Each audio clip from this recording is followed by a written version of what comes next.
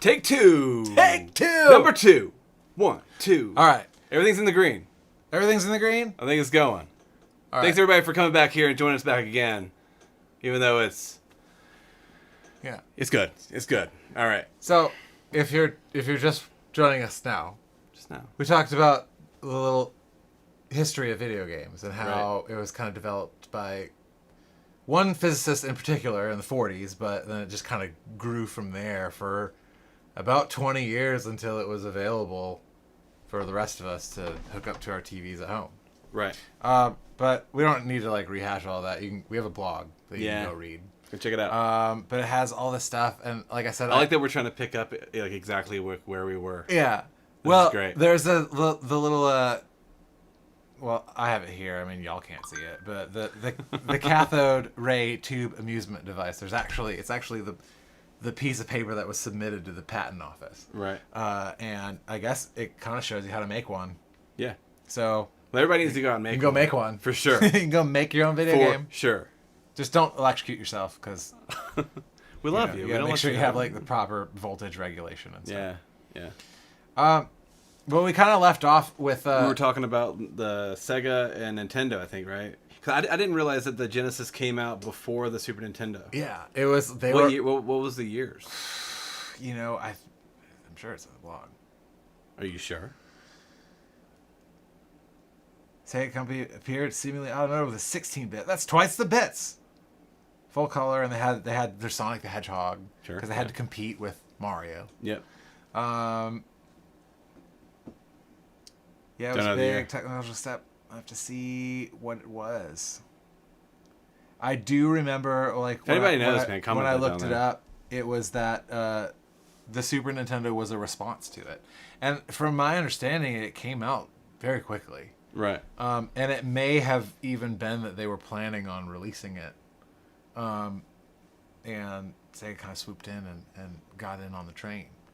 But it's kind of cool that they did, because it created this competition in that field. And, and it kind of led the way for more third-party developers to get in the game, because at the time Activision was the only one, and Nintendo wasn't really allowing anyone. Oh, they both came out 1990. Yeah, I know. They were one right after another. Yeah. And they did the same thing.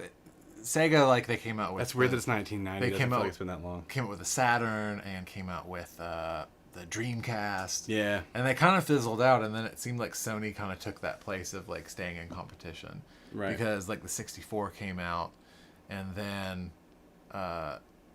Which I did not. The PlayStation. I didn't out. like that era. PlayStation 1, Dreamcast, and 64. I just didn't play video games. Dreamcast, I didn't have a Dreamcast, but when you would go to an arcade or a Dave and Buster's, those type of places, or go to the where I grew up, with the Mall of America wasn't too far away from where I grew up, so they had insane arcades there, and Sega was still a big developer for the ones that would you go to the arcade and you Time Crisis. Remember Time Crisis? Yeah, man. Yeah, that was a big. So they were still. I think THQ Nordic might have picked up that one. Yeah, well, and I know Sony. Now it was on Sony. I might be wrong. Correct. I think it was on the PS1 as well. Yeah. But I know Sega, they got into doing stuff like that because they weren't really competing as well with the at-home systems. Or maybe that's that Time Splitters. Might have been Time Splitters. Time Crisis. Time Splitters, Dino Crisis, which I think was also a Sega game. Yeah. Time Crisis was basically you were two undercover cops, and then everything went haywire, and these terrorists were kidnapping people, and you only had so much time. Sure. So, and I remember in the big arcades, you had this big thing you'd step on to pop up and shoot the bad guys. Yeah. And then you would let off, and then you'd duck and cover, and that's how the game kind of handled this kind of duck and cover, run and gun experience. Right.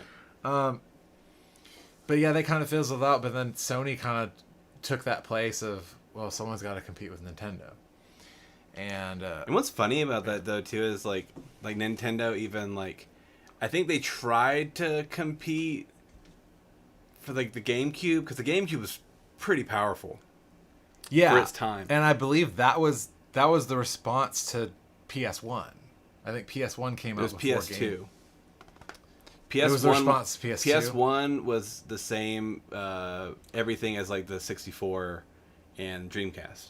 That's why all those things look like polygons. They were all, You can't play that crap. Like, you try to go back and play those games, you're like... Yeah, the graphics don't hold up that well. You can't do it. There are some that hold up okay. I remember, like, I know GoldenEye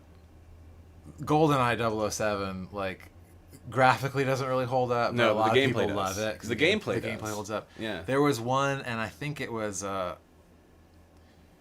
movie, it came out, because you had GoldenEye, you had Tomorrow Never Dies, and Never Enough. The World Is Not Enough. Oh, that was called, okay. I don't keep I up with think the it was volumes. The World Is Not Enough, and that actually, for a Nintendo 64 game, I remember being like, wow. That came out on the 64? I thought it was only Gold. I know like those other ones that came out on GameCube, but... Nightfire did, and that was an exclusive. Okay.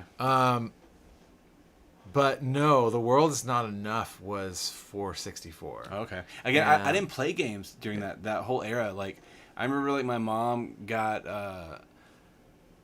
me and my brother, both of us, a PlayStation, but my brother ended up taking it. Like, he played most of it. Anyway, which is fine. Like I said, I didn't really enjoy those games that much. Like, I do remember the old Resident Evil games, which I still like to this day, but I like the ones that they remastered for the GameCube. But if I go back and play anything that was on PlayStation 1, like, it's basically like vomit on a screen. You know, I remember kind of going back and revisiting some of it, and I know it's in the blog. I think that picture of me as a teenager, I think that's what we're playing. By the way, go check that out.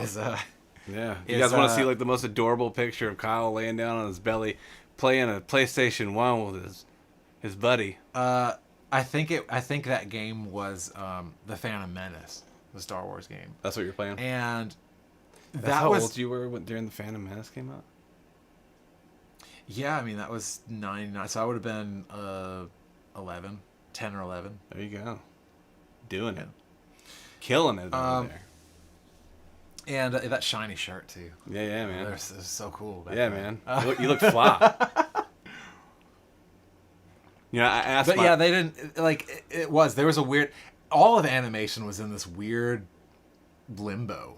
Yeah. Well, they didn't want 2D games anymore. They wanted 3D games. And there was only one way to do it. Because like the hardware had to catch up. You know what I mean? So like you only do it with these polygons.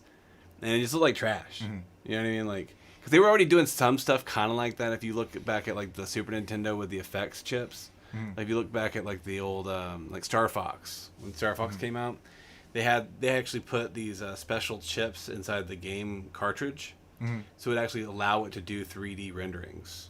Okay. And then they had like the pre-render stuff where you have like you go back and you watch it's like Donkey Kong Country.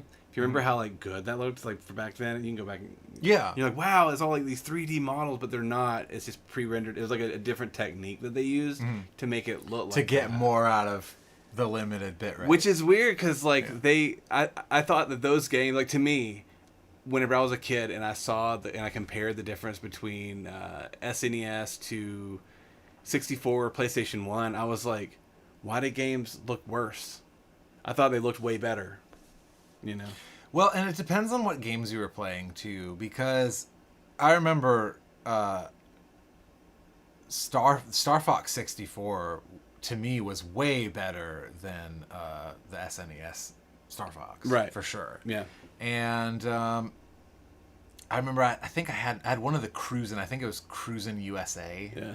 And that was great for a racing game, right? Because that was just leaps and bounds ahead of Cruisin' USA. Yeah, whatever it was, whatever platform it was out on before. I don't know. Hey Kelly, what's up? I don't know who licensed that. Yeah. It was always the arcade game because that was the one you could go and sit in. Yeah. And there's a gas pedal, Right. Cruising USA. I remember. Yeah, you remember that? Yeah, At Pizza man. Hut. Yeah, dude. And you got those cool like Coca-Cola glasses that are like red. Mm-hmm. Yeah, man. I remember those days. I think is Pizza Hut still around or did they go bankrupt? I haven't seen one in a while. In a long time. But I don't know. You guys know, let us don't know? know because I have no idea. But yeah, the history of games is really interesting, you know. I think it's always moving forward, you know. Yeah. I think like the because you know you've again like starting with any kind of entertainment or anything as it develops. I mean that's kind of like where it was the next step. Yeah. Because we were able to share our stories with books, and then we went to movies to where we could watch them instead of having to read them and make them up. Mm-hmm. And then now we're able to watch them and interact with them. And it's like now, like then we're trying to go to VR. It's like the next logical step. Yeah. You know, VR to me right now makes me vomit, man. It's awful. Yeah. Except for that laser game, which is okay. I can play it for a minute. I think next time I'm gonna give it a shot. My brother has it. I want to get a fan to like sit in front of me and blow air on my face while I'm doing it. That way, it feels like I'm doing what I'm doing. All right. See, you know, I remember, I can't remember where it was. It's someplace back home. And I don't know what game. It was very much like Red Steel. Remember Red Steel? Yeah, man. Where you're like samurai cowboy. Yeah. But you actually like, it was an arcade game.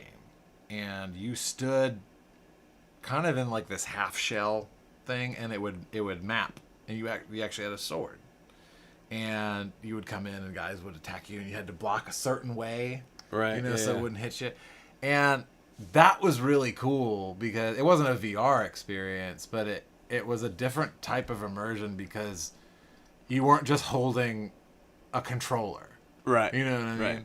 It was actually like you actually had this sword, and they made it look like a sword in the arcade. It's this big rubber, you know, samurai thing that, you know, had a cord coming out of it so it could hook up to the system. Right. And I don't know what game that was. I don't know if it was like this proprietary thing. I actually have one on top 5, which we're going to be doing here in a little bit, is actually from arcade stuff. Mm. Yeah.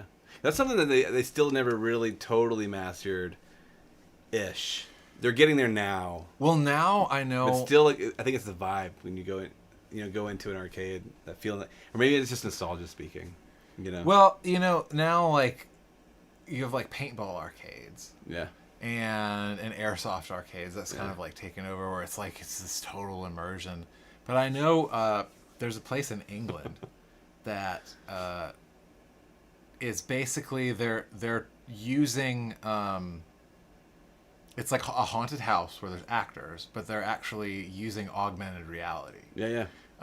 So, you know, it's all like green screen stuff in there in this haunted house.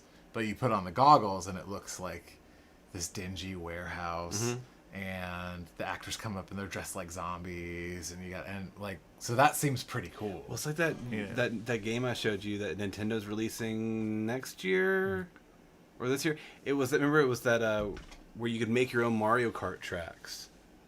And they had it where you can like mark it out in your living room or your house. Yes, and you actually have a physical RC car. Yeah. And then you play it on the console. It's so bizarre. If you guys haven't seen that, I forgot what it's called. Yeah. It's like Mario Kart something home circuit. Yeah. I can't remember. So you're actually at home playing with your RC car. Yeah. But then it's got a little camera on it. Yeah, and you're playing against other people. And other people can basically play in your living room with you. Yeah, and you can make up different courses and everything. It's freaking bizarre. That is bizarre. But it's weird. It's pretty cool. It's cool, but again, the next steps of all this stuff, you know. But through history, we have seen like where there's been like people. You were telling me because Kyle and I, as Kyle writes the blogs and stuff, we come up with concepts. He goes down and he writes it, and I'm like usually the editor. And I'm reading through, and like there was an end part where it started talking about like what do video games do to you. Mm-hmm. Physically, emotionally, because there's been a lot of controversy. I think you told me that they did say that it is addictive. The there's world, video game addiction. The World Health Organization, and it was just, it's been like a year now. It was last year, September. Yeah. Where they classified it as that they are addictive and you can get addicted to them, and it is its own type of mental illness. Wow. Yeah. And But then the funny thing about it, though, is then in April, the WHO also said that it's a really, really good way to stop COVID-19 and still have a sense of community. And so, like, take it with a grain of salt. Whenever television first came out, they also said that there was a legit thing for television addiction. Now, the thing is like legit, like there was, they called it an addiction. Like what was it called? The book? What's the book called? What are you talking about? The lists all. It's like the medical book. Come on, guys! Somebody in the comments there. It's like something. Which just lists all of the addictions. Yeah, like so it has to go through all these. It's like porn addiction. Oh, it has to go through certain steps. Where they're controversial. They have to go through all these steps, and then they get listed in the blank. Well, basically, what it is if you do an action and then you get rewarded for it, there's always potential for someone to become addicted to it. Sure. And there's varying scales of it because, if you're heavily addicted to alcohol and you stop, you could die. You actually have to check into a rehab and you have to wean yourself off of it. And but with video games, I don't think anyone has died from not playing video games. You know what I mean? Sure. Like I don't think that would happen. No. But like I'm sure that you would experience some type of side effect, like you might be more irritable the next day, or maybe you get a headache or whatever, because your eyes are used to absorbing a certain type of light for a certain amount of time, and then they're not. Right. I can understand it's the DSM, by the way. It's got a message. The DSM. Somebody's message yeah, you're listening to the message. A little producer there. Yeah. The DSM. But the thing is there was one doctor that kind of refuted a lot of those claims, and he said the way that the WHO is kind of classifying it as addictive, his argument was saying you would probably have to make a lot of other things possibly addictive, because if you go fishing and it feels really good and you go every day and then one day you don't, and then you're irritable. Yeah. Are you addicted to it? Exactly. And same thing with exercise. If you go for a jog every morning, yep. and then after about a month of doing it every day, like you feel off if you don't go for that jog. I'm on week. Yeah. I'm like week 2. So every day, 45 minutes. And if I don't do it, I feel weird. He was basically saying, like, I don't know if you can really apply like pathology to this, but maybe you can. Yeah. Because certain games are designed to try to be addictive. Yeah. Well, I mean, I would say dangerously addictive. I think a lot of these mobile games where it's instant gratification reward, and the way that they notify you, it runs off the same addiction. Like we were talking last week when we were talking about social media and all that kind of stuff. It's like in that same realm. Yeah. It's always reminding. I remember you used to play that Star Wars Galaxy of Heroes. And when we were on the road, I used to laugh all the time because I would hear this lightsaber go off. It's always his phone like notifying, like you gotta play, saying like, hey, you gotta play. Something new happened. Something new. Play. Yeah, and a lot of them are, and that's by design. And they try to encourage you to do like the little microtransaction thing. I mean, it's a billion-trillion-dollar industry out there, man. And the one thing that you have to remember, and this is with television, and this is with video games, and a lot of electronic media, is that it's designed so that you don't have to think as hard to absorb a specific amount of information. And they've been studying this ever since television came out. Yeah, I'd say that more so with television than video games. More so with television because honestly, you have to make decisions when you play video games. Like, if I'm tired and I'm like, well, I can't play video games. Because like I can't. I'm just like I can't. I don't want to decide anything. I just want to lay there and watch something. It definitely like there's. I remember, Marshall McLuhan said a lot about it, but basically said when you have a conversation with somebody. By the way, let us know your guys' thoughts down there too, so that you guys can get in the conversation with us.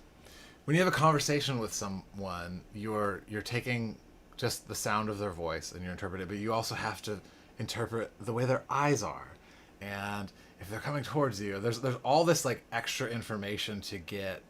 That's why like when you have text messages, say I can't say this in a text. I need to say this in person. Right. It's because your brain is processing all of that information, and it has to basically heat up all that information for you to absorb it. And then if something is in a book, it's heated up a little bit more for you. But you have to take like letters and turn them into words and turn them into sentences and then paint this picture in your head, and your brain has to do all of this extra work to get this information. But when it's on a television screen and there's animations and music and all this stuff, that's basically it's more like real life. They're serving you a hot plate of food instead of saying like, hey, go out in the garden and get something to eat. Well, being more like, I would say probably more like real life, because like then like in our lives, we get soundtracks and we see things and we do them. Except for, I guess, minus the fact that you're not having to physically do it. Yeah. So but books, they're tough because you're having to like make up. You have to make all that up in your head. Yeah. And the early forms of video games like Atari and stuff, like you had to do that. Like, because that didn't a little squiggly that didn't mean anything. Yeah. Yeah. And a lot of people say like actually reading comics is actually really good for your brain. Right. Because you're getting it in that form. You're getting that picture, but you have to basically create movement from that picture in your own mind to progress to the next panel. Right.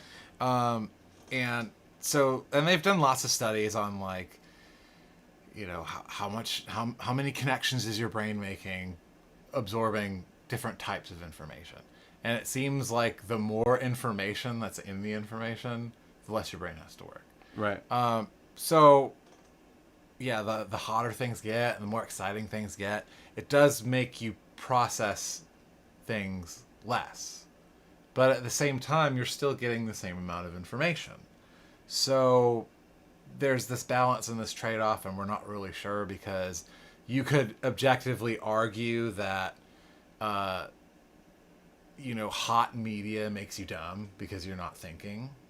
But you could also say, well, yeah, but I just absorbed it faster. Now I can absorb more stuff. Yeah, you absorb. So it's like there is this. There's a lot of arguments on both sides. Well, not only that too, but like some of these games nowadays, man, like they work your brain more than anything. Any book, any movie, anything. Yeah, because you're having to create these entire worlds. Yeah, video games are very, very different because there is this aspect of you have to react to it, right? As opposed to just sit and watch and go, okay, Right, and it depends on the game too, y'all. It does. Yeah, like Metal Gear Solid. They always say like when the new one came out, they're like, mix yourself some popcorn because you might watch a cutscene for an hour. Right. And you never know. That was the thing about those games, is like you never knew what was going to happen. And when we get to our favorite games, by the way, hang out, because we're going to be talking about our top 5 video game. We're doing some little show and tell here in just a little bit.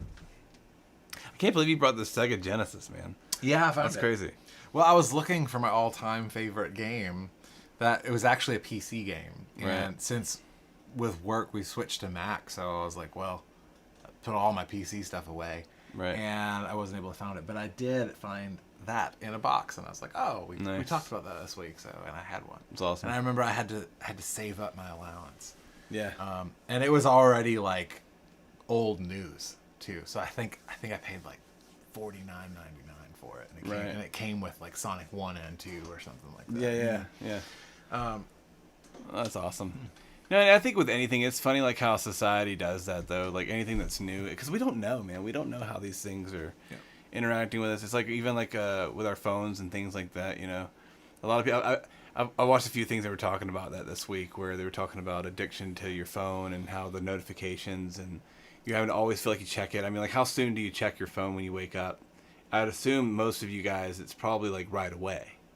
Like your phone tells you to check it. It tells you, and you get that little bit of like, oh, somebody messaged or somebody left a thing or there's this, and I mean, we're trying to figure all of it out. Like with video games, I think we just all have to be careful and safe with everything. It's like I remember whenever it was like the video games are making everybody violent, and there was that big thing with Mortal Kombat where they.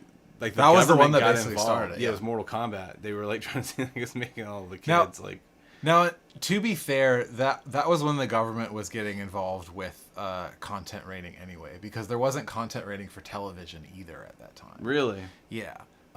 So that's like why they didn't have content rating stuff in TV. No, there was for movies and the 90s. Yeah, it was mid 90s. Mid 90s. Mid 90s. Yeah. I remember being a kid and hearing President Clinton talk about the V chip. Right. And every TV sold now is going to come with a V chip that is able to take information from the broadcast to give you that little square up in the corner to tell you if it's appropriate for your kids to watch or not. That's so weird. And yeah, that started in the mid-90s because it was just movies. And movies for the longest time, they were either I think you had G and R, I think, and then they did PG, and then I think it was it Raiders of the Lost Ark? I think like that started PG-13 because PG-13 didn't exist. I don't know. I think it was either Raiders of the Lost Ark was the first thing rated PG-13, or it was rated PG and people got mad because it wasn't appropriate for kids. Yeah. Because like this guy gets his heart ripped out and it's scary, you know. Sure. But it wasn't too bad to be R either. So scary. Because they didn't swear in it, and it wasn't, you know, it didn't classify the R rating, but it was not mild enough to be PG. Right. So they were dealing with that with television as well, and Sega basically said, well, we're going to be proactive with this because we don't want to get in trouble. And they started their own game rating system, and then that eventually formed into ESRB. That was Sega, the company? Yeah. Wow. They were the one that started the video game rating system. Right. And then now it's an international independent company called ESRB, and I can't remember what ESRB stands for. Everyone. Entertainment Software Rating Board. Yep. There you go. So that's why you see a little M for mature, or T for teen, or E for everyone. That's why you have the government telling you what's appropriate for you and what's not. But that's actually actually the international. It's an international board, that one. Yeah. But the V chip for television, like if you go on Netflix and you say it's rated TV-14 or it's rated MA-17 or Y7. Why 7? Yeah. But that was Why 8? The government was saying like, hey, we have a problem because we think that these, you know, TV shows are causing kids to be violent. And so they studied it a lot, and there isn't any definitive evidence to suggest it. There's actually evidence to suggest that it's more of like the guy that gets mad at his boss and goes to the gym and hits a punching bag so he doesn't punch out his boss. Yeah. A lot of people are saying that video games are more than likely fall into that kind of scenario where it gives you if you have violent tendencies, it gives you an outlet where you're not actually harming someone. Right. Well, I mean, have you ever really met like a Nintendo nerd that was gonna like? Yeah, I was gonna say most people that are video game nerds like there's not violence. You know. They're like, no, I don't, no. Yeah, that's like trying to say like some like D&D kid is gonna like stab you to death with their sword. You know, like no.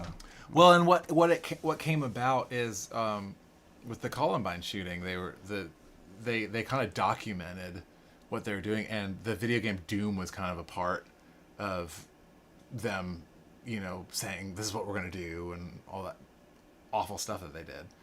And so a lot of people got scared that they went, oh, that game is causing this. I think that was actually, I think that later on, I don't know if this is true. I have a monkey brain just like everybody else, but I think what I remember is like they did a lot of planting to try to get an excuse because people wanted to know why. Yeah, like and this is so senseless. They like, actually didn't listen to Marilyn Manson because they said it was Marilyn Manson's fault. Oh, really? Yeah. I remember hearing that too. They didn't listen to Marilyn Manson, and they were saying the video game thing, and they weren't really into video games. But they were trying to come up with a reason why. Trying to come up with something. Because society at that point, we're like, we got to know why somebody would come in here and do all that. Yeah, and it's weird because, you know, blaming art for society's problems really, it's not the way to go. No. Because art, a lot of time, is this mirror. Yes. That is showing what's going on in society. Right.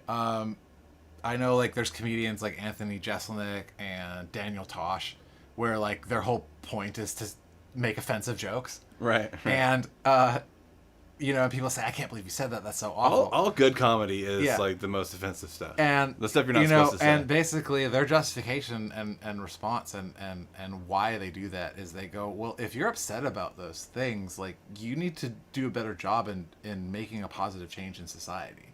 Because when I'm writing these jokes, it's because of what I see. Right. And I don't like those things either. Right. And, you know, again, if we didn't have war, why would someone make a Call of Duty game? Sure. You know what I mean? You'd be like, this is such a foreign thing. This doesn't make any sense. I'm not going to play this. This doesn't grab my attention. I don't identify with this in any way. Right. And so it's one of those things where it's like, if you don't like what you see in the mirror, like, you can break the mirror, but that thing isn't going to go away. You're just not going to see it and not have it's not going to be in the forefront of your mind. You probably won't deal with it then. Right. So a lot of times art is good if it shows you something ugly, because then you go, oh, I don't want life to be like that. I'd rather just have it be in a painting, or I'd rather just have it be in a video game. I don't want that in real life. Right. But then you have other video games that are like Zelda and stuff. Like, that's not really showing off real life or anything either. It's more like ideal. No. And I was going to say, like, art mimics real life, but it also does not mimic life at the same time. Fun facts. By the way, thanks, Kelly. Thank you for that. She got the invite there for the house party. Oh, sweet. At CB. What is CB? Wait. See. Zelda is the jam. Man, dude, you have no idea. Zelda is cool. Zelda. Anyway, let's get into it, man. Let's get into our top 5. If you guys have your top 5 games or favorite games, let us know there in the comments. Yeah, let us know if you agree with us. Let us know if you don't agree with us. Yeah, these are just loosely going. Kyle, you want to start off? Sure. Now, how are we going to do this? Are we going to do, like, number 5, and then I'll do my number 5? Number 5? Okay. Yeah. Well, I'm going to go, all right, I'm going to go with Uncharted, Drake's Fortune. Get that up there on the screen so you can see it. Yeah. And where did I get this? Got this at Matt's Game Exchange. Remember that? Oh, yeah, dude. Matt's. Yeah, it's a whole thing. Where's that, at Florence? I think it's in Florence. Florence, South Carolina, y'all. Go check it out. Now, the thing is I love the Uncharted, because it's a series. There's like 4 different games. And it goes off of, it's on different platforms. I think it's a PlayStation exclusive. Yeah, it says only on PlayStation. Mm-hmm. And I picked the first one because that was the first one where I played it, and I was like, oh my god, this game is insane. Right. And it's a very, like, it's adventure game, lots of puzzles, but then it'll be a third-person shooter sometimes too. It's just kind of, you're always doing different things, and it's very like Indiana Jones-esque. Sure. Yeah. I remember seeing a couple things about it, thinking like, oh, that looks pretty cool. The storytelling's really, really good. The graphics still hold up. To, like, this first one, I can't really objectively say that the ones after it, the graphics are objectively better even. Right. Did that originally come out on the PlayStation 3? It came out on the 3. Okay. Yeah. Well, that's only like, one it's gen. Not that. Gonna be 2 gens here soon. But the thing is the second one and the third one, they came out years later after, the things get optimized and things. I feel like when you have a console, that first year you're going to have a certain amount of quality. And even though it's the same console, a few years down the road, you have people learning on how to deal with it. Right. And they make games that look way better, even though it's on the same system. But, like, I mean, 2 and 3, 4, they're all really great. But that was the one where I was like, oh, wow, that's absolutely crazy. So I had to put that on there because I love that series. Right. And I don't know if the first one is the best one, but I think it's my favorite. Yeah. That is the weird thing, is like the first one or is that. Well, it's funny. Okay, my number 5 is House of the Dead. Oh, I remember that. Overkill, man. It's so ridiculous. And it's not necessarily that it was the Wii game here. It was playing it on arcade. Like the arcade con. I always wanted one in my house. Go to Pizza Hut for your birthday? Yeah. I always wanted one of those with the orange shotguns. You know, I always wanted one of those for my house with the House of the Dead. But, like, killing zombies, y'all. And, like, weird, grotesque humor. I mean, at the end, if anybody knows the end of this thing, comment it down there. I'm not going to say it because it is nasty. It's that's an on-rail, right? Yeah, it's on-rail like shooter. It's like you're in an arcade. Yeah. It's ridiculous. And the preface it too, like, if this was, like, top 5, I mean, I think it would be, like, the top 5 Zelda games. But, like, we're doing top 5 only. I was gonna say I would probably go with one. I limited mine to 1 per franchise. Yeah, 1 per franchise. It's kind of like what we ruled ourselves to. All right, but that's my number 5. What's your number 4? All right. Did I have this written down? Number 4. I am going to go with, and I don't have it with me. You don't have, which one is it? I got it. This is here. Link's Awakening. Ooh, look at that. For Game Boy Color. Yeah. Man, I remember back in the day, Game Boy Color was so cool. Yeah. And this had color. It was in color. And I was saying, because Game Boy wasn't in color. Game Boy was just lines. Right. You know? But this, I think it had. Does it say on there? It doesn't. I think it had 16 colors in it. Oh, I didn't say that. Yeah. But it did have the secret color dungeon. Yeah, this version, because there was a version just for Game Boy. This version had a secret dungeon, and it wasn't that you just got the extra level. It was that it made the game a different experience, because if you got the blue tunic, it made you twice as tough. Right. And if you got the red tunic, it made you, your sword or your offense twice as hard. Yeah. Your attack, yeah. And did you ever get a chance totally change the game, because did you ever get a chance to play the remake? I didn't get a chance to play the remake. Dude, it is like so good. I heard it's really good. It's so good. So good. But I remember it was in that time, like, there was no open world games. Right. And this was like really close. Right. To where it's just like you just, well, I mean, it would like it gave you that feeling. It gave you this feeling that you were on this huge island. Yeah, it was a very linear experience, because you couldn't get there until you got the item. Yes. But it felt like you could, and that's what was cool about it at the time. Yeah. And once you unlocked every part of it, I mean, it took you a really long time to get from one end of the island to another. Right.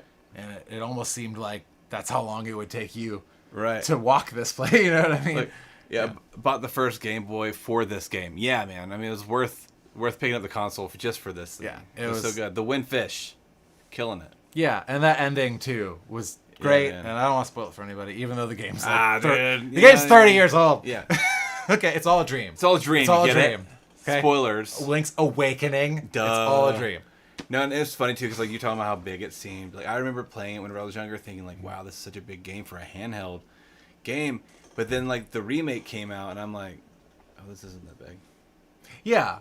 And they actually kind of expanded it a little bit. Yeah, in comparison to stuff now, but at the time it was so good. It was so good. And just how the storytelling in it, and kind of how it borrowed from the previous ones as well.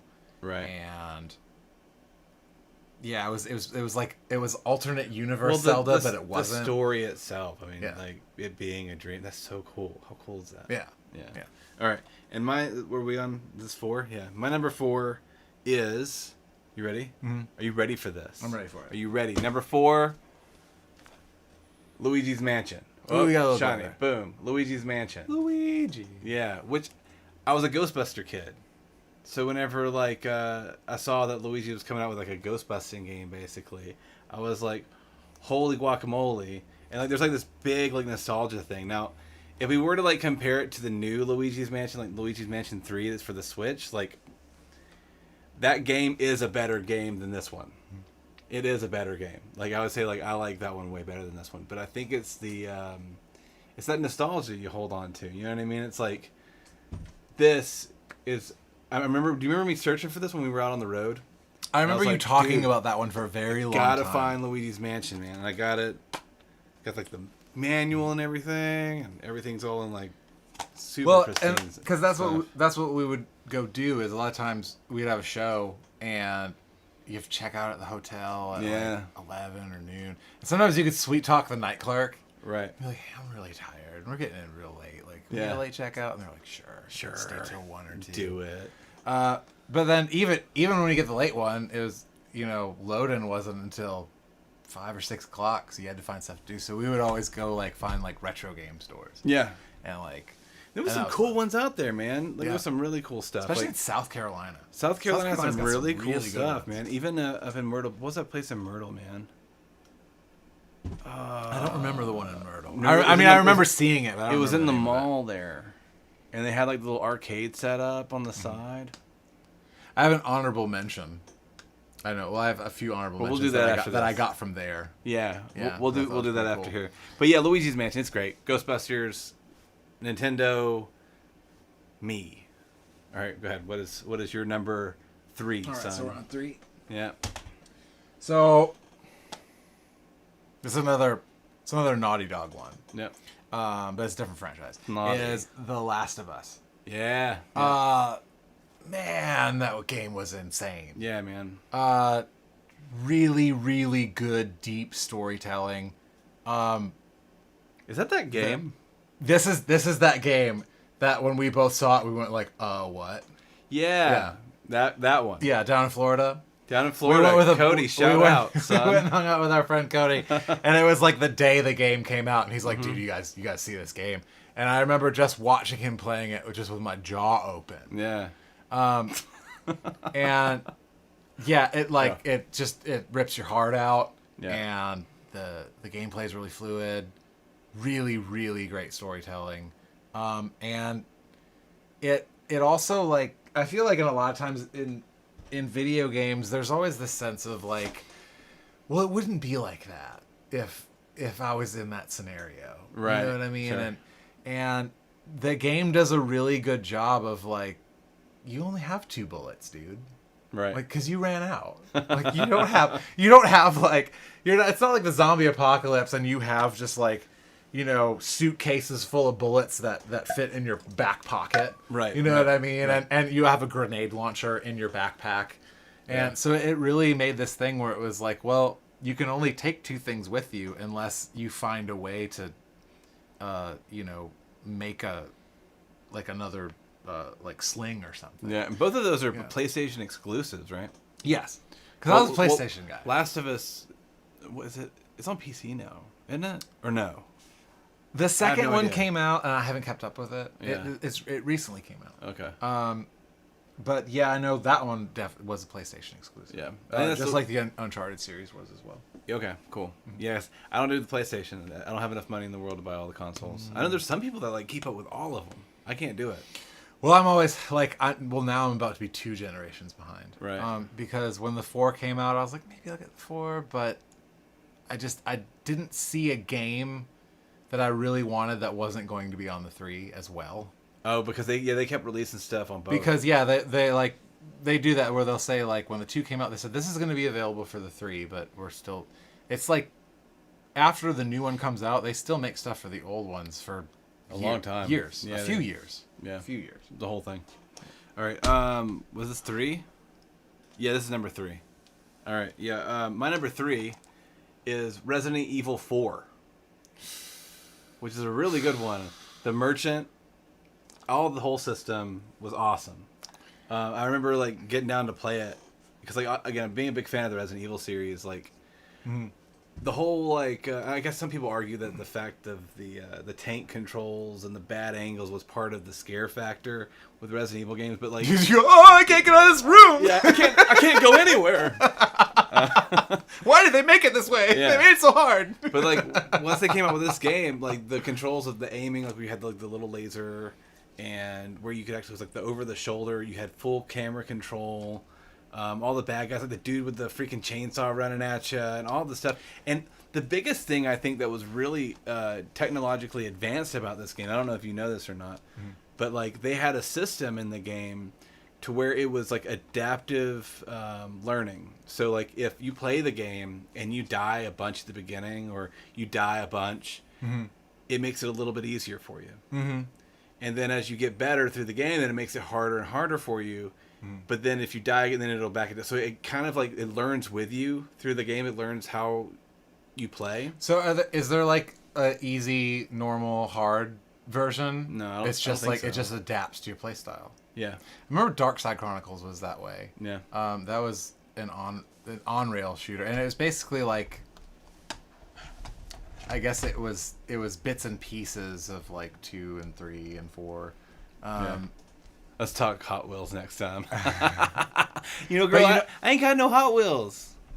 I used to have a bunch of Hot Wheels, but I didn't keep any of them. Yeah, I don't have any more. Yeah. I had a 1965 Mustang convertible. It was really cool. I used to have a bunch of those that were like, you'd like throw hot water on them, they'd change color.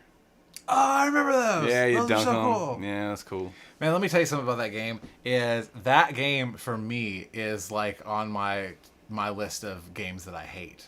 Which ones? Resident Evil 4. Oh, really? And it's not because of the game. It's because I got it on the Wii, and the controls were awful. Oh, yeah. It made the game unplayable. Yeah. Like second level, I was like, nope, absolutely not. Not Yeah. playing this. This is.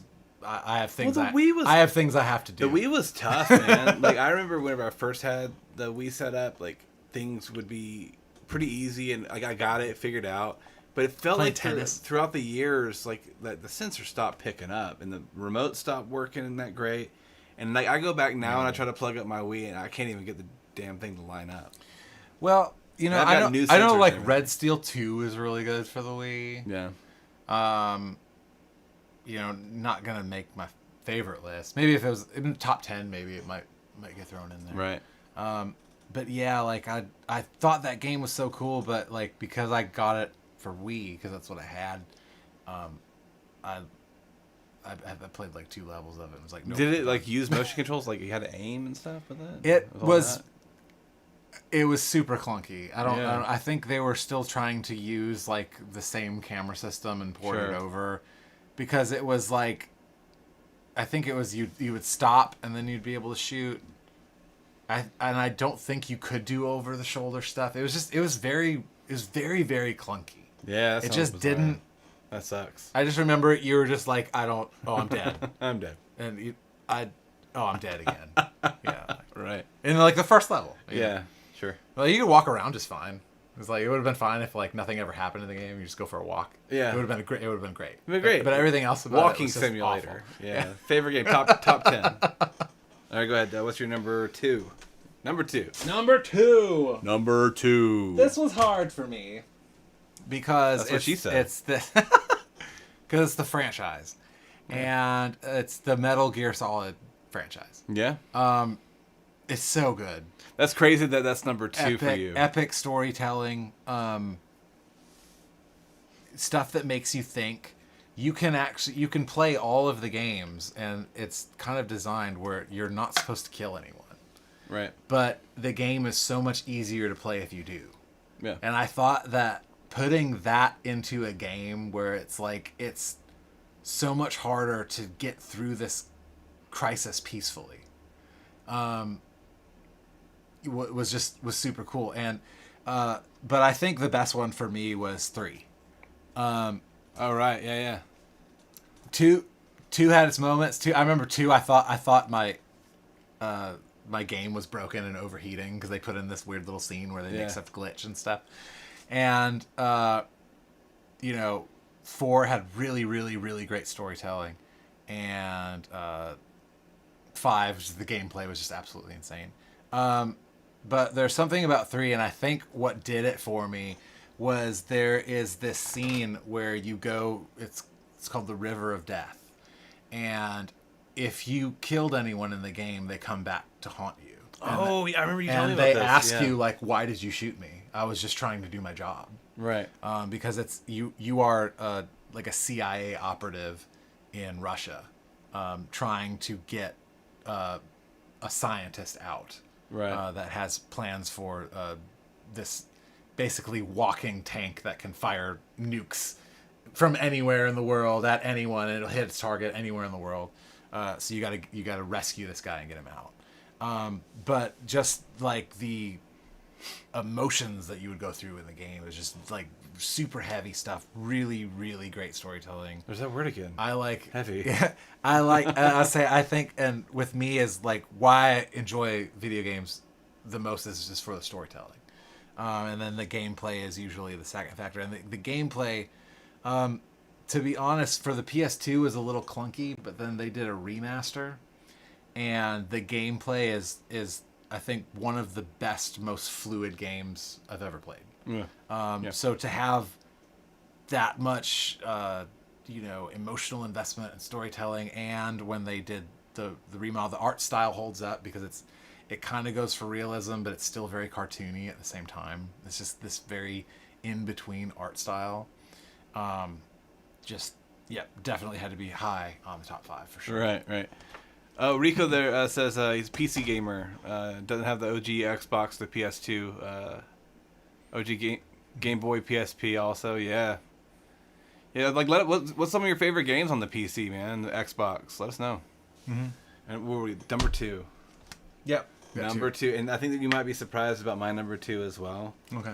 But it's Zelda, Breath of the Wild, number 2, which it was a real big battle, man. There for the top. So I think maybe like gameplay wise, this might be my top favorite game of all time. Maybe. It was like that with Metal Gear Solid, because 5, or actually I think it's V. I don't think it's 5. It's supposed to be V. V. Metal Gear V. V. And it's very important that it's V. It's not 5. Right. But this game, dude, like when they came out with it and I played it, I was like first in line, man, to get that thing. But like the way it just structured the whole world, where it literally was go wherever. As soon as you were done with the plateau, you could go straight to try to kill Ganon. Yeah. Like, you could really just go anywhere. It was truly Zelda. The way it made you feel back in the day, it was that. That's cool. I mean? Like, it is, and it's huge. The world's so big, and there's all these, like, NPCs, and the way you learn with the people in the world. Like, you go all these little quests, the quest logs, the way you have with, like, cooking. And then you have like all the breakable items and stuff. See, Rico, he's emulating it on the PC. It's so good, right? It's like definitely up there, man. It is an amazing game. I need to go back. I'm gonna probably play it again here soon. But Breath of the Wild 2 is supposed to be coming out either later this year, maybe, probably not, or next year. But they are having that. They have that new Hyrule Warriors thing that's gonna be the story before it happened. So yeah. But yeah, Breath of the Wild, man. Oh my god. Amazing game. All right. So before we get to number 1, we have like some honorable mentions. I think my honorable mentions would be Skyrim. Okay. Skyrim's so cool, and you can go back and play it. Yeah. And there's all these different play styles that you can. And I remember being a kid and making up stories like that and writing little stories about a knight or a woodsman that had to go say, whatever. Yeah, Elder Scrolls and Fallout over there for Rico. What do you think about Dovahkiin? What do you think about Microsoft purchasing Bethesda? What do you think about that?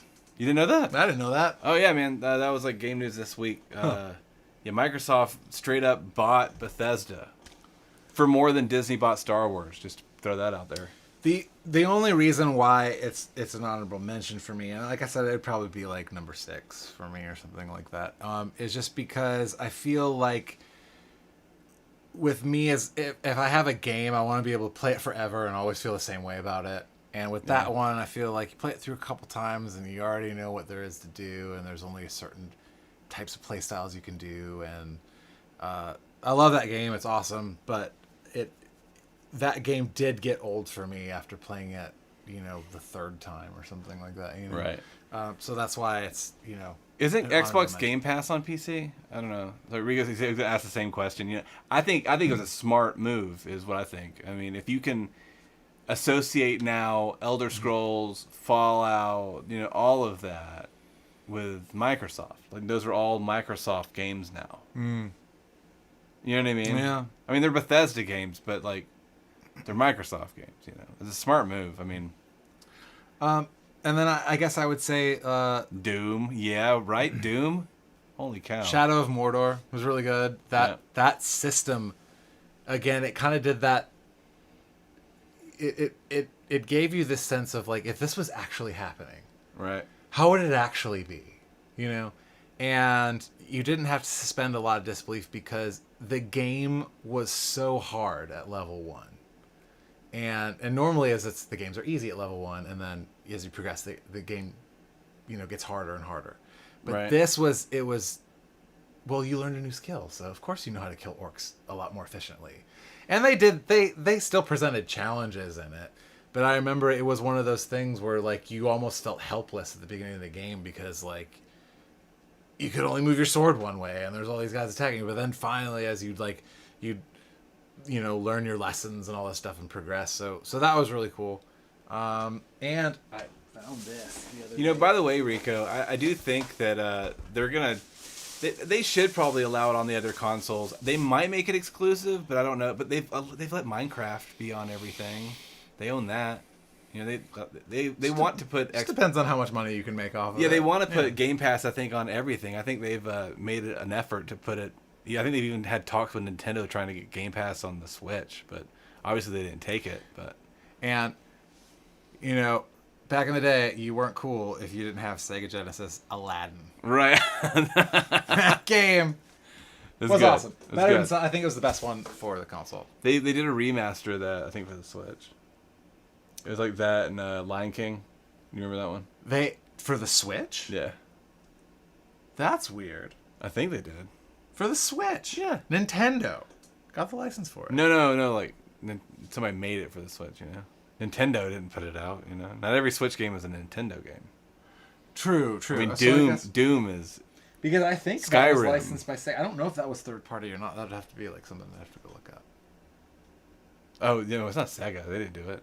I bet it's Activision. Go look at it. I bet it's Activision. Well, that's like Disney owns it. Sega. It's a Sega game. It says it's Sega official, seal of quality. Because that was the thing back in the day. Yeah, they had to It do says that. Virgin. Virgin. Like Virgin Records. Weird. That's pretty insane. And Disney. Yeah. Obviously. Maybe they're referring to obviously Aladdin himself. Licensed by Disney. Absolutely. Yeah. Disney's Aladdin. And Virgin Records. That's weird. That is weird. I Weird. have to look into that. Yeah. But anyway, but my all-time favorite one, you can cue it up, Okay. is Whoop. Knights of the Old Republic 2. 2. It was a PC exclusive and Xbox. It was Microsoft. Yeah. And like that game, it's insane. It's insane how big it is.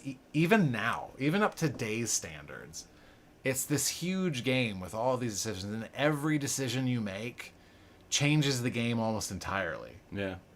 And it's one of those things where I don't know how many times you have to play the game to actually find out everything that's in there. Sure. Right.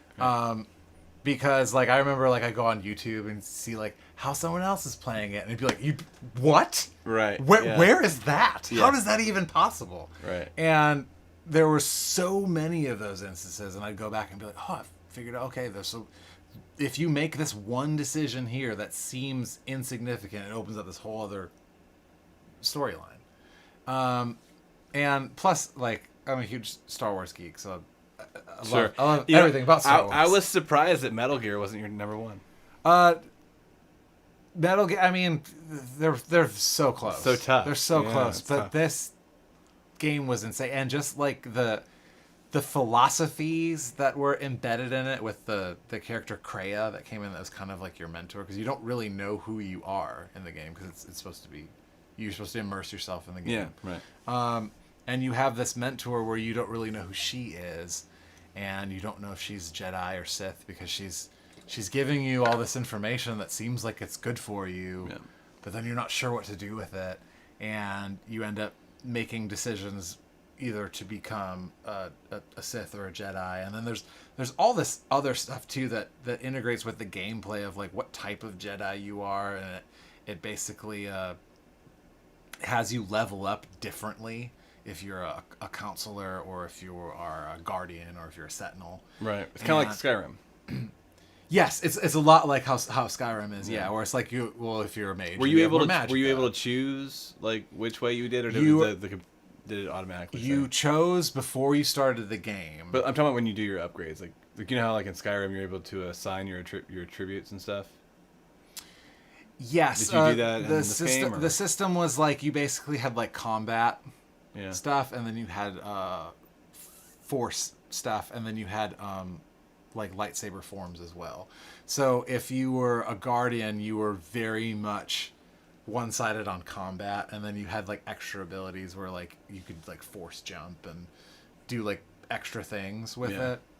And so you were able to level up your attacks at a much faster rate, and the counselor was kind of the opposite. It's like you got more force abilities, and you're able to level them up faster. You can upgrade and after different combat. Okay. Yeah. Yeah. I never played it. Mm-hmm. I remember my brother had Knights 1 on the Xbox. 1 was good. Like it was really great, but 2 was just like, what? And it was only on PC, right? Or was it also on and Xbox? Xbox, okay. So he probably played this one too. I just don't remember it. But I should try to figure it out, find it, and get it. So much like geek out on Star Wars, all the crazy, because it's all about the ancient Sith Lords. Aren't they? They're supposed to be doing like movies about all this stuff. I think they are supposed to be doing movies about it, and I don't know how I feel about it. Right? Because like this game, it was very much meant for like you to be in Star Wars. Right. So and even in the first one, you played it as a specific character that's in the canon. Yeah. But you were able to make, again, like a lot of decisions that would change the game. And so to have someone just kind of tell one story and go with it. Right. Like, I'm thinking there's probably going to be more people that go, it's not like that, than there are going to be people that go, oh yeah, that's exactly how I thought. Right. What I thought in my head. Right. Because of all the options that those games gave you. Yeah. It's like you're going to have 99 people that go, that's not how I did it. And you have one person be like, that's exactly what was in my head, man. Exactly what it was. So, but I mean, it's Star Wars. I love Star Wars. Yeah. All right. My top game. Well, actually, I got my honorable mentions. Let me pull this thing down here. Here we go. Honorable mentions. I mean, obviously, every other Zelda game ever created. I mean, like, most of them are all good. I mean, Wind Waker was amazing. The HD remake, specifically. The one on GameCube was a little tough because you didn't have it. But being able to use the gamepad. Twilight Princess is my all-time, like, nostalgia Zelda game.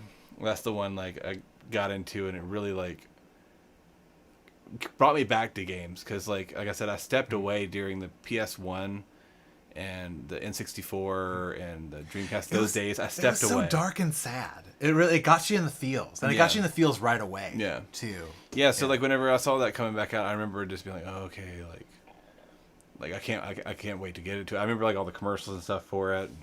It had nothing to do with the actual game.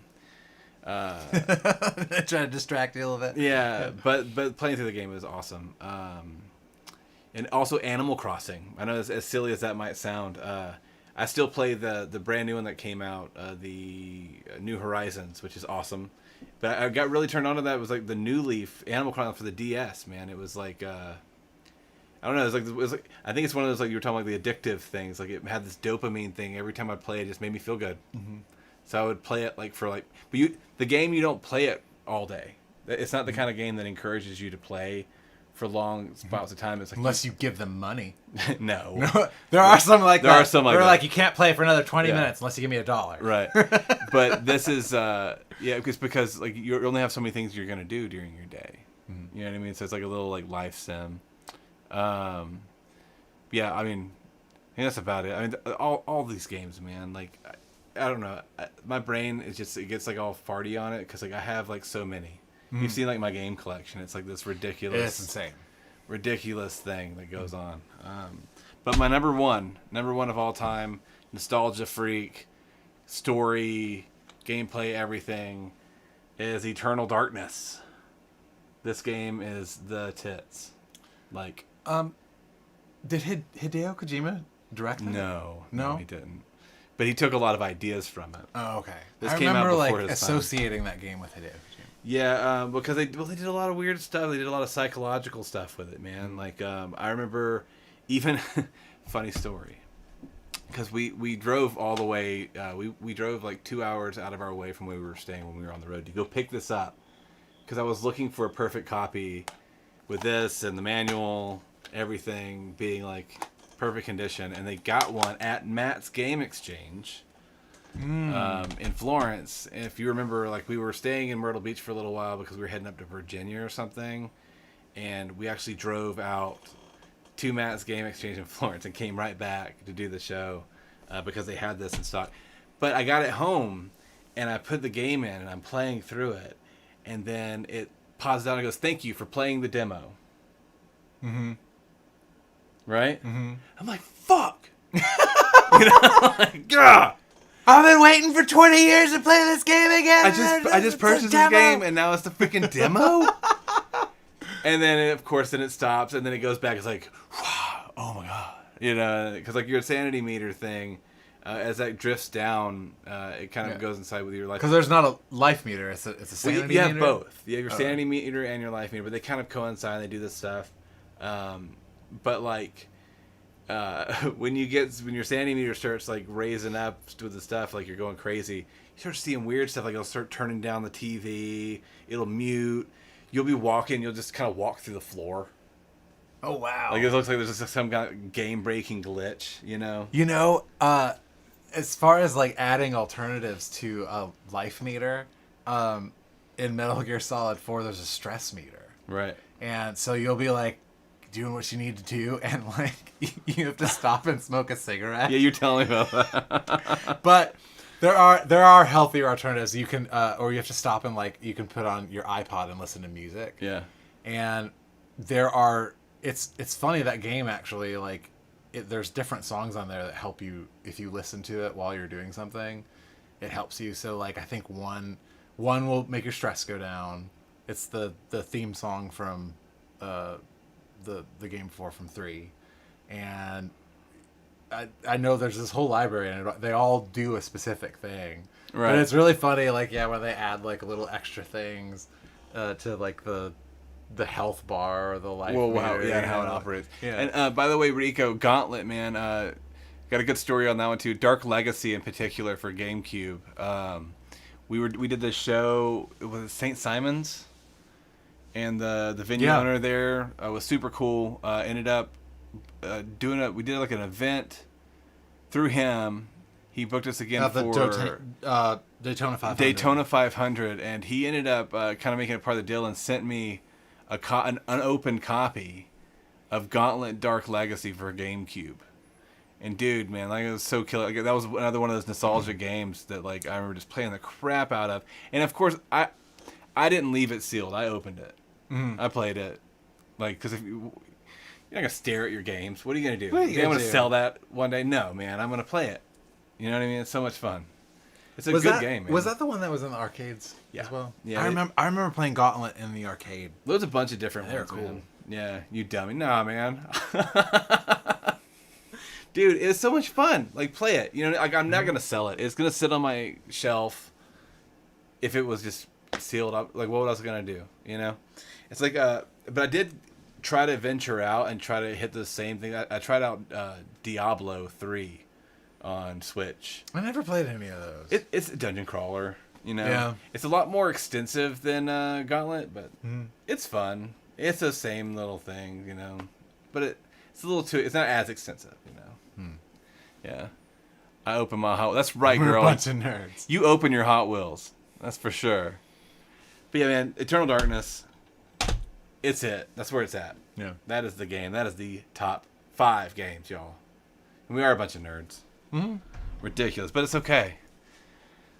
Here in 2020, I think you need to nerdism is need to take some time to like be a nerd and have fun. Right. Entertain yourself. It's funny because like Kyle earlier, he was like messaging me. It's like, this is gonna be like probably more of a you vlog. I'm like, what are you talking about? You keep up with this stuff like way more. Yeah. And your collection like dwarfs mine. Sure. And but then we it was both still love games. But then it was funny because I did like get super nerd because we were talking about, I was like, I can't find my copy of KOTOR. Mm-hmm. And I know like since we both switched to Mac, I was like, I'd put all my PC stuff, just put it in a box somewhere. And you were like, oh, well, you can get it online. You can get it from mobile. I was like, there's no way you could do that. Well, that's a 10 gig game. There's absolutely no way. He's talking about like the file size. Like he knows it all for heart. It's like, this is a me. And really? The first one you can't get on mobile, but I don't. Maybe I'll go look. Maybe you can find the second one, but they're gonna have to do some weird tricks of like storing certain files online until you need them.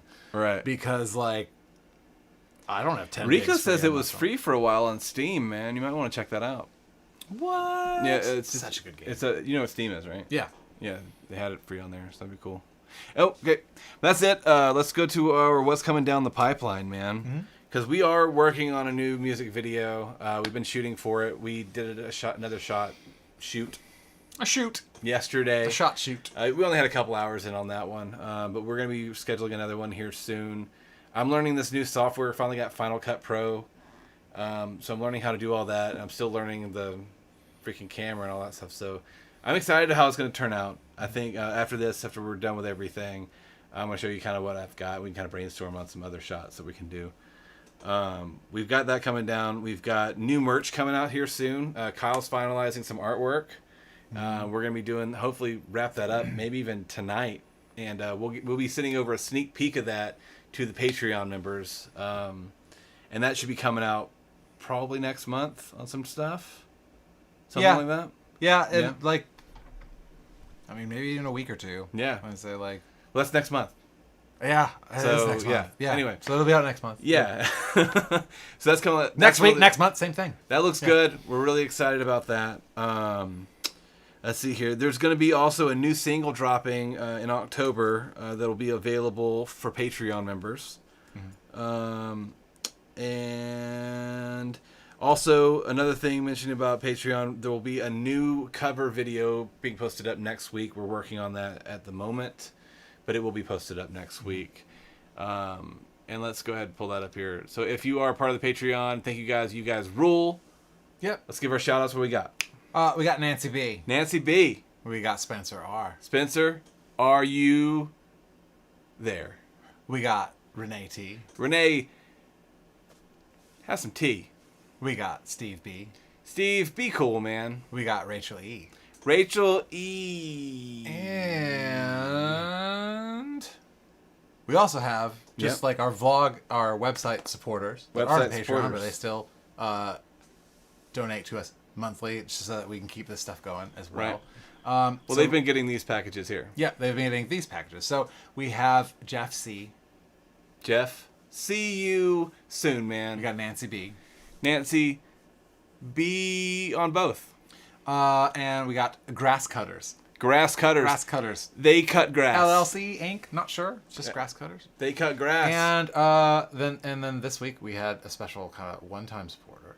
Is David M. David M. Dude. Thanks so much. Thank you so much, man. I hope you're enjoying that kick drum head, dude. You are killer. Killer, we love you. But yeah, thanks to everybody who's on the Patreon. Thanks to everybody who's checking out. It is a really cool thing. If you go on there and you check it out, we do stuff all the time. Special content. We do special videos every month. To the people who sign up for the video calls per month, we will be texting you after this here shortly and calling you up and playing you some songs and chilling out and talking face to face with you. Yeah, thank you guys so much. It's so killer that you guys are here supporting us, allowing us to continue to upgrade to these new softwares, getting the new camera and stuff, and being able to provide cool content for you. Even though we don't collect Hot Wheels, Kelly. I'm sorry. Sorry we don't have Hot Wheels. Do you actually have a Hot Wheels collection? That's what I want to know. And do you have the ramps? Do you have the ramps? The ramps and the little tracks so you can make them do the loop-de-loop. Yeah, we need to know. Because I don't know. That'd be cool. That would be cool. Like you go to her house and it's this whole it's almost like Pee Wee Herman's house. Like when she gets up in the morning, she kind of there's a string attached to her arm and it makes the little car go, and then it hits the egg and the egg cracks over the thing and goes in the pan and it hits that, and it's this whole elaborate thing. It's all Hot Wheels. Is that what you do? Let us know. Because I would be really interested in that. Lord, here we go. But yeah, we've got that going on, and also we've got our merch sale that's going on. The tanks are 33% off, and the tees are still 20% off. But those tanks are going away in a week, man. So at the end of September, no more tanks, no more sale. That is next week when they will be zip out of here. Kelly says, yes, 4,300 feet of tracks. A lot of the rare ones. That is super That cool. is awesome. Can you please, okay, you have our email address or something, send us some pictures of that. That'd be cool. I'd love to see it. Or just tag us on Instagram. Tag us on Instagram if you got some pictures of them. Yeah, we'd love to see them. That's awesome. That is really cool. I love seeing people with their collections because I mean there's something that we hold on to like those nostalgia feelings, you know, like with video games and all that kind of stuff. I love having these things to go back and look at and remember like, oh yeah, like how excited I was whenever I was a kid, whenever I had that. You know what I mean? Like those feelings, man. There's something to that, you know, that we connect with all this stuff. Whether if it's video games, Hot Wheels, hell, music.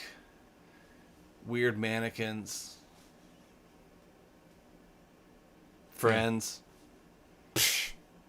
I've collected one. Just one. We're going to have Hot Wheels chests at my B-Day party and track builds. That's ridiculous. That sounds cool. That does sound cool. Cool. See? Is that it? And then... I think that's it. That's it. It does end October 1st. That's the merch thing. And, man, let's do the best we can together. You know what I mean? Let's be here. Thank you guys for joining us here on YouTube. I'm really pumped that the second stream here half turned out way better than the first half. If you missed the first half... Go back and watch it. Not even half. It's like 20 minutes. But we were having some weird technical issues. But thank you guys for being here. We love you guys. Make sure you subscribe. Subscribe. Yeah. Like, share this thing around. Get more people in here so we can have a bigger conversation, man. We want to have everybody in here talking, chilling with us, talking about cool shit. Because I love talking about cool shit. But thank you guys for being here. We love you so much. Take care. See you soon. See you next Wednesday.